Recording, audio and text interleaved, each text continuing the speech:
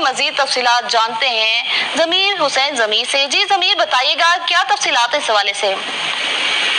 जी बिल्कुल, वजीर आज़म मोहम्मद शहबाज शरीफ आज चंद घंटों के सरकारी दौरे पर सऊदी अरब रवाना हो चुके हैं। वजीर आज़म मोहम्मद शहबाज शरीफ सऊदी अरब के वली अहद वजीर आज़म शहजादा मोहम्मद बिन सलमान बिन अब्दुल अजीज आले सऊद की दावत पर जो है सऊदी अरब रवाना हुए हैं।